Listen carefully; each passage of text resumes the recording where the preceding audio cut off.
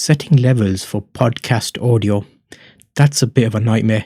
So I'm not still at the point I want to be at. It needs to be professional, it needs to sound really good and radio quality basically. So there's a few tips that I'm going to share with you today to share how I basically, I had terrible audio and now I'm at a point where it's reasonable.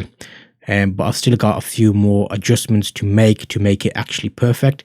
So setting levels for podcast audio, what you want to be able to do is use a few things to help you and make it easier. So right now here you can see I'm monitoring my audio levels on this free loudness meter from Orban, which is ORBAN.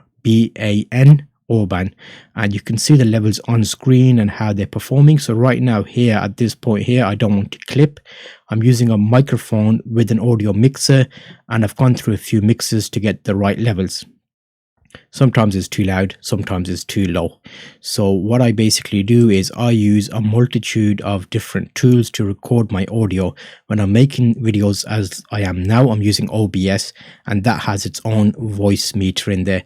That is slightly configured differently to additional meters. So the level for 0 is in different places basically.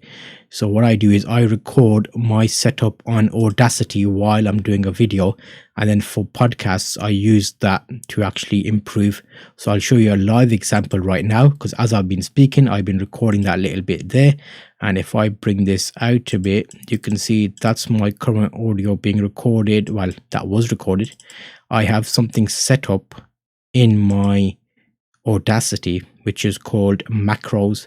So if you go to tools and macros, you can actually set up and configure steps. So it's like you click it and it automatically edits your audio for you. So in my case what it does is it adjusts the bass and treble, first step. Second step, it compresses it. 3, it normalizes it, and then end. That's it, it's done. So if I run Zulf Talks, which is for my Zulf Talks photography podcast, you will see, let's just make sure, apply macros and Zulf Talks, that beefs it up there. So now all the effects that I want to be made to that have been made, and they're always the same because my voice is going to be the same, my mixer and microphone is the same. So I've set that up to be able to give me good audio. This is a quick trick to help you basically get through audio without having to go through each of those steps and remembering the settings. This basically saves it for you.